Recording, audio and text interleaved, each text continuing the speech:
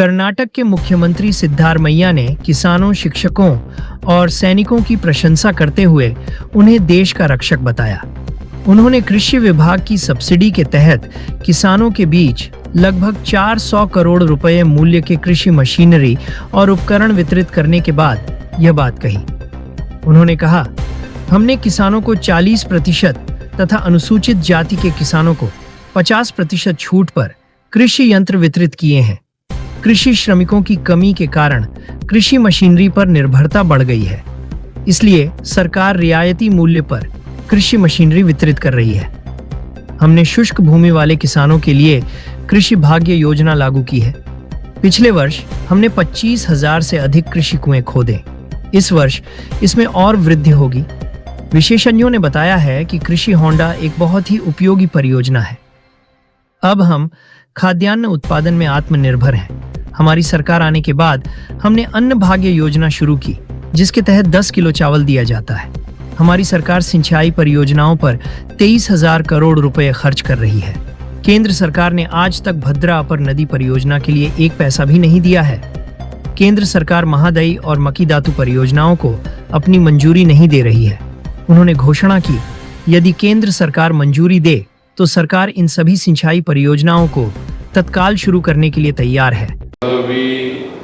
ವಿಭಾಗದ ರೈತರು ಅವರೆಲ್ಲರೂ ಕೂಡ ಕೃಷಿ ಯಂತ್ರ ಉಪಕರಣಗಳನ್ನು ವಿತರಣೆ ಮಾಡಿದ್ದೇವೆ. ಇದನ್ನ ಕಳೆದ ವರ್ಷನೂ ಕೂಡ ವಿತರಣೆ ಮಾಡಿದ್ದು, ಈ ವರ್ಷನೂ ಕೂಡ ವಿತರಣೆಯನ್ನು ಮಾಡಿದ್ದೇವೆ. ನಮ್ಮ ದೇಶ ಕೃಷಿ ಪ್ರಧಾನವಾದಂಥ ದೇಶ.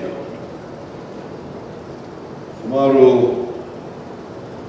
62% ಕೃಷಿ ಮೇಲೆ ಅವಲಂಬನೆ ಆಗಿದ್ದಾರೆ. ಪಟ್ಟಣದಲ್ಲಿರೋರು 38 ಜನ ಅಷ್ಟೇ. ಹಳ್ಳಿಗಳಲ್ಲಿ ಇನ್ನೂ 62 ಜನ ವಾಸ ಮಾಡ್ತಾ ಇದ್ದಾರೆ, ಕೃಷಿ ಮೇಲೆ ಅವಲಂಬನೆಯನ್ನ ಆಗಿದ್ದಾರೆ. ಒಂದು ಕಾಲದಲ್ಲಿ ಸುಮಾರು 80% ಕೃಷಿ ಮೇಲೆ ಅವಲಂಬನೆ ಆಗಿದ್ರು. ಈಗ ಕಡಿಮೆ ಆಗ್ತಾ ಇದೆ. ಕಾರಣ ಯಾಕಪ್ಪ ಅಂತಂದ್ರೆ, ಬಹಳ ಜನ ಕೃಷಿ ಮೇಲೆ ಅವಲಂಬನೆ ಆಗಿದ್ದಂಥ ಜನ ನಗರ ಪ್ರದೇಶಗಳಿಗೆ ವಲಸೆ ಬಂದದ್ರಿಂದ, ಕೃಷಿಯನ್ನು ಬಿಟ್ಟಿದ್ರಿಂದ ಕೃಷಿ ಮೇಲೆ ಅವಲಂಬನೆ ಆಗಿರ್ತಕ್ಕಂಥವ್ರ ಸಂಖ್ಯೆ ಕಡಿಮೆ ಆಗ್ತಾ ಇದೆ. ಕರ್ನಾಟಕದಲ್ಲಿ ಒಣ ಬೇಸಾಯ ಮಾಡೋರೇ ಜಾಸ್ತಿ ಇರ್ತಕ್ಕಂಥದ್ದು. ನೀರಾವರಿ ಬೇಸಾಯ ಮಾಡ್ತಕ್ಕಂಥದ್ದು ಬಹಳ ಕಡಿಮೆ. ಸುಮಾರು 64% ಜನ ಒಣ ಬೇಸಾಯವನ್ನ ಮಾಡ್ತಕ್ಕಂಥ ರೈತರು ಇರ್ತಕ್ಕಂಥದ್ದು. 36% ಜನ ಮಾತ್ರ ನೀರಾವರಿ ಪ್ರದೇಶವನ್ನು ಹೊಂದಿದ್ದು ನೀರಾವರಿ ವ್ಯವಸಾಯವನ್ನು ಮಾಡ್ತಕ್ಕಂಥ ರೈತರು. ಆದ್ರಿಂದ ಯಾರು ಒಣ ಬೇಸಾಯದ ಮೇಲೆ ಅವಲಂಬನೆ ಆಗಿದ್ದಾರೆ, ಆ ರೈತರಿಗೆ ಸಹಾಯ ಮಾಡಬೇಕಾಗಿರ್ತಕ್ಕಂಥದ್ದು ಸರ್ಕಾರದ ಜವಾಬ್ದಾರಿ. ಅಷ್ಟೇ ಅಲ್ಲ, ಒಟ್ಟಾರೆಯಾಗಿ ಕೃಷಿಗೆ ನಮ್ಮ ಸರ್ಕಾರ ಹೆಚ್ಚು ಒತ್ತನ್ನು ಕೊಡ್ತಕ್ಕಂಥ ಕೆಲಸವನ್ನು ಮಾಡ್ಕೊಂಡು ಬಂದಿದೆ. ನಾವೀಗ ಪುಸ್ತಕ ಬಿಡುಗಡೆ ಮಾಡಿದ್ರು, ಒಂದು ಪುಸ್ತಕ ಕೊಟ್ಟಿದ್ದಾರೆ. ಅದು 1913ನೇ ಇಸ್ವಿಯಿಂದ 2013ವರೆಗೆ ಒಂದು ಶತಕ ಕೃಷಿ ಹೆಂಗೆ ನಡೆದು ಬಂತು ಅನ್ನೋದನ್ನೆಲ್ಲ ಕೊಟ್ಟಿದ್ದಾರೆ. ಈಗ 11 ದಶಕಗಳಾಗಿದ್ದಾವೆ. ಕೃಷಿ ಸೇವೆಯನ್ನು ಮಾಡಲಿಕ್ಕೆ ಪ್ರಾರಂಭ ಮಾಡಿ 11 ದಶಕಗಳಾಗಿದ್ದಾವೆ. 23ಕ್ಕೆ 11 ದಶಕಗಳು. ನಮ್ಮ ಸರ್ಕಾರ ಹಿಂದೆ ಇದ್ದಾಗ ಮತ್ತೆ ಈಗ ಕೃಷಿ ನಮ್ಮ ಆದ್ಯತಾ ಕಾರ್ಯಕ್ರಮ. ಕೃಷಿ ರೈತರಿಗೆ ಹೆಚ್ಚು ಒತ್ತಾಸೆಯನ್ನು ಕೊಡ್ತಕ್ಕಂಥದ್ದು, ನೀರಾವರಿಗೆ ಹೆಚ್ಚು ಆದ್ಯತೆಯನ್ನು ಕೊಡ್ತಕ್ಕಂಥದ್ದು ನಾವು ಮಾಡ್ತಾ ಇದ್ದೀವಿ. ಇವತ್ತು ಈ ಭಾಗದಲ್ಲಿ ಬೆಳಗಾವಿ, ಬಿಜಾಪುರ, ಬಾಗಲಕೋಟೆ, ಮತ್ತು ಹುಬ್ಳಿ ಧಾರವಾಡ ಈ ಭಾಗದಲ್ಲೆಲ್ಲ ಕಬ್ಬು ಬೆಳೆಗಾರರು ಜಾಸ್ತಿ ಇದ್ದಾರೆ. ಅದಕ್ಕೋಸ್ಕರವಾಗಿ ಈ ಕಟಾವು ಯಂತ್ರಗಳನ್ನು ಎಲ್ಲ ರೈತರಿಗೆ 40% ಅಲ್ಲ, 40% ಸಹಾಯಧನವನ್ನು ಸರ್ಕಾರ ಕೊಡ್ತದೆ. SC ST ಜನರಿಗೆ 50% ಸಹಾಯಧನವನ್ನು ಕೊಡ್ತದೆ.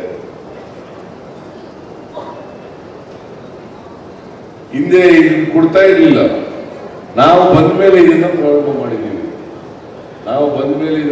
ಮಾಡಿರ್ತಕ್ಕಂಥದ್ದು ಸುಮಾರು 46 ಕೋಟಿ ರೂಪಾಯಿ ಇತ್ತು. ಈಗ 90 ಕೋಟಿ ರೂಪಾಯಿಗಳನ್ನು ಮಾಡಿದ್ದೀವಿ. 90 ಕೋಟಿ ಅಲ್ವೇನ್ರಿ? 90 ಕೋಟಿ ರೂಪಾಯಿಗಳನ್ನು ಈಗ ಮಾಡಿದ್ದೀವಿ.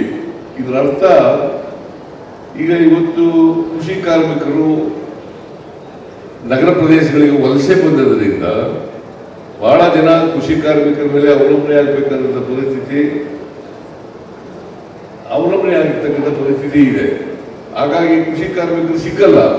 ಅದಕ್ಕೋಸ್ಕರ ಯಂತ್ರೋಪಕರಣಗಳನ್ನು ಉಪಯೋಗಿಸಬೇಕು ಅಂತೇಳಿ ನಾವು ಯಂತ್ರಧಾರೆ ಅಂತಕ್ಕಂಥ ಕಾರ್ಯಕ್ರಮವನ್ನು ಹಿಂದೆ ಮಾಡಿದ್ದೇವೆ. ಈಗ ಯಂತ್ರೋಪಕರಣಗಳನ್ನು ಸಬ್ಸಿಡಿ ರೇಟ್ನಲ್ಲಿ ಕೊಡ್ತಕ್ಕಂಥ ಕೆಲಸವನ್ನು ನಾವು ಮಾಡ್ತಾ ಇದ್ದೇವೆ. ಇದನ್ನ ಉಪಯೋಗಿಸಿಕೊಂಡು ಹೆಚ್ಚು ಜನ ಕೃಷಿ ಕಾರ್ಮಿಕರು ಸಿಗದೇ ಹೋದ್ರು ಕೂಡ ಕಟಾವುಗಳನ್ನು ಮಾಡ್ತಕ್ಕಂಥ ಕೆಲಸ ಮಾಡಬೇಕು. ಬಹಳ ಜನ ಈ ಬೆಳಗಾಂನ ಅವರು ಮತ್ತೆ ಬಾರ್ಡರ್ನಲ್ಲಿ ಇರ್ತಕ್ಕಂಥವ್ರು, ಮಹಾರಾಷ್ಟ್ರ ಬಾರ್ಡರ್ನಲ್ಲಿ ಇರ್ತಕ್ಕಂಥವ್ರು, ಅವರೆಲ್ಲರೂ ಕೂಡ ಹೆಚ್ಚಾಗಿ ಮಹಾರಾಷ್ಟ್ರದಿಂದ ಕೃಷಿ ಕಾರ್ಮಿಕರು ಬರಬೇಕು. ಅದು ಬಹಳ ಕಷ್ಟ ಆಗ್ತದೆ ವ್ಯವಸಾಯ ಮಾಡೋದು. ಸೊ ಹಾಗಾಗಿ ಈ ಯಂತ್ರೋಪಕರಣಗಳನ್ನು ಉಪಯೋಗಿಸಿ ನಿಮಗೆ ಕೃಷಿ ಕಾರ್ಮಿಕರು ಕಡಿಮೆ ಆಗ್ತದೆ, ನಿಮಗೆ ದುಡ್ಡು ಕೂಡ ಉಳಿತಾಯ ಆಗ್ತದೆ, ಮತ್ತೆ ಬೆಳೆ ಕಟಾವು ಕೂಡ ಮಾಡಲಿಕ್ಕೆ ಅನುಕೂಲ ಆಗ್ತದೆ. ಅದಕ್ಕೋಸ್ಕರ ಇಂಥ ಕೆಲಸವನ್ನ ಸರ್ಕಾರ ಮಾಡ್ತಾ ಇದೆ ಅಂತಕ್ಕಂಥ ಮಾತುಗಳನ್ನು ಹೇಳಲಿಕ್ಕೆ ಬಯಸ್ತಾ ಇದೆ. ಇನ್ನೊಂದು ಒಣ ಬೇಸಾಯಕ್ಕೆ ನಮ್ಮ ಸರ್ಕಾರ ಎಂಥದ್ದು ಕೃಷಿ ಭಾಗ್ಯ ಕಾರ್ಯಕ್ರಮವನ್ನು ಜಾರಿಗೆ ತಂದದ್ದು 13-14ರಲ್ಲಿ ಜಾರಿಗೆ ತಂದದ್ದು. ಆಮೇಲೆ ಬಿಜೆಪಿ ಸರ್ಕಾರ ನಿಲ್ಲಿಸ್ಬೋದು, ಮತ್ತೆ ಅದನ್ನು ಪ್ರಾರಂಭ ಮಾಡಿದ್ದೀವಿ ನಾವು. ಅದಕ್ಕೋಸ್ಕರ 200 ಕೋಟಿ ರೂಪಾಯಿಗಳನ್ನು ಇಟ್ಟಿದ್ದೀವಿ. ಸುಮಾರು ಈ ವರ್ಷ ಅಂದರೆ ಈ ಕಳೆದ ವರ್ಷ 25,000ಕ್ಕೂ ಹೆಚ್ಚು ಕೃಷಿ ಹೊಂಡಗಳನ್ನು ತೋರಿಸಿದ್ದೀವಿ. 25,000ಕ್ಕೂ ಹೆಚ್ಚು ತೋರಿಸಿದ್ದೀವಿ. ಬಹುಶಃ ಕೋನರೆಡ್ಡಿ ಕಾನ್ಸ್ಟಿಟ್ಯೂನ್ಸಿನಲ್ಲಿ ಹೆಚ್ಚಾಗಿ ಮಾಡಿದ್ದಾರೆ ಅಂತ ಅಂದ್ಕೊಂಡಿದ್ದೀನಿ ನಾನು. ಎಲ್ಲ ಕಡೆ ಕೃಷಿ ಹೊಂಡಗಳನ್ನು ಯಾಕೆ ಮಾಡ್ತಾ ಇದ್ದೀವಿ ಅಂತಂದ್ರೆ